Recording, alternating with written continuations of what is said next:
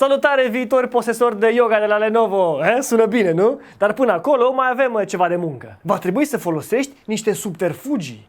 Nu știi ce înseamnă subterfugiu? Nu-i nimic. Ia Dexul în mână și caută. Dar ai grijă să te vadă părinții. Părinților le plac copiii care caută în Dex cuvinte ca să-și îmbunătățească vocabularul. Ca să-ți convingi părinții să-ți ia un yoga, ai nevoie de 3 lucruri.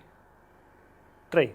1. Să le arăți că ai nevoie de un laptop nou. 2. Să le câștigi încrederea și să le arăți că dacă îți cumpără unul, nu o să devii un zombie care nu iese din casă, stă toată noaptea pe YouTube și Facebook și doarme pe el la școală. Și 3. Privirea asta. Nu subestima privirea asta. Aproape am convins-o pe maică mea să-mi cumpere o girafă cu privirea asta. Aproape. Dar să ne întoarcem la nevoie.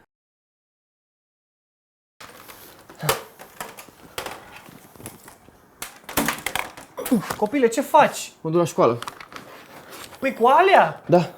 Am un proiect de făcut la info și cum n-am laptop, mă duc cu PC-ul, știi? Eu nu mă las mai prejos decât colegii mei, să știi. Și la info eu am o oră din care o să învăț ceva toată viața. Trebuie să fac sacrificii pentru educația mea, tata. Apropo, mă spune te rog frumos cu monitorul ăsta, că cam... Dacă ai un desktop acasă, trebuie să vadă cu ochii lor că e greoi și dificil de utilizat. Cu ochii și cu piciorul. Cheamă-i să le arăți ceva pe calculator. Lasă-i să se întoarcă unde erau, mai cheamă-i odată și tot așa până gâfâie. Abia atunci e timpul să oftezi și să zici: dacă aveam un yoga de la Lenovo era mult mai ușor. După care bași privirea asta. Arată-le că știi ce să faci cu un yoga și nu mă refer la pentakiluri, ci la chestii reale. Utilizare, programare, povestește-le despre toate carierele de succes pe care le-ai putea avea în viitor și cum în toate ai nevoie să știi ce să faci la un laptop. Sună-i din tabără sau din vacanță de la bunici, spune-le că ai vrea să îi vezi pe Skype, că ți-e dor de ei, dar n-ai laptop. Repetă faza când te întorci acasă și nu uita să faci fața aia. Știi? Ai înțeles ideea, dar hai să ne întoarcem la șantajul emoțional, adică la motive convingătoare. Arată-le că ești un copil bun, răsfață-i puțin și o să se simtă datori să-ți cumpere ceva.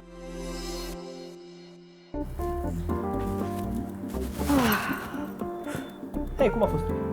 Foarte bine. Unde e Ionuț? Își face curat în cameră. Apropo, am văzut că ai dus gunoiul. Bine că l-ai dus, că te rugasem deja de o lună să-l duci. De fapt, Ionuț l-a dus și a spălat și vasele. Wow. Apropo, vrei să vezi ceva ca lumea? Aici aș bea o cafea.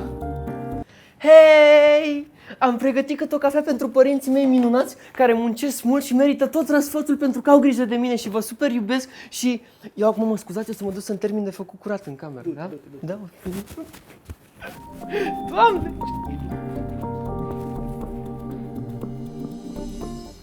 Ia-i mamei tale un buchet de flori, apoi spune-i: strângeam bani să-mi iau un laptop nou peste câțiva ani, dar m-am gândit să-ți iau un buchet de flori.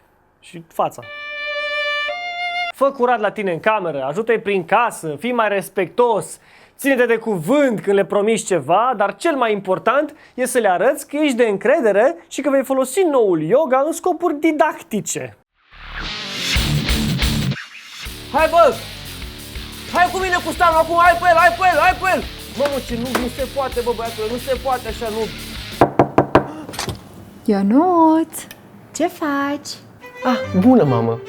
Tocmai studiam viața și opera lui John Maynard Keynes, fondatorul macroeconomiei moderne și a politicilor guvernamentale. Știai că a fost foarte înalt? Avea 198 de centimetri.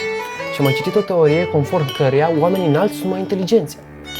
Apropo, mamă, tu ce înălțime ai?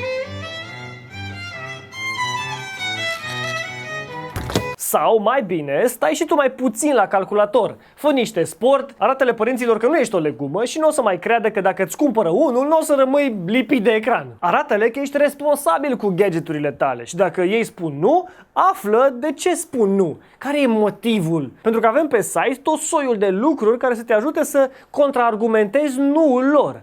Folosește-te de materialele pe care le-am pus acolo pentru tine. Și bineînțeles, să nu uiți să le spui de ofertă. Laptop yoga plus smartphone gratis. Cadou! Adică se fac și cu un telefon. Gratis! Am pus un link în descriere sau poți da click exact acolo.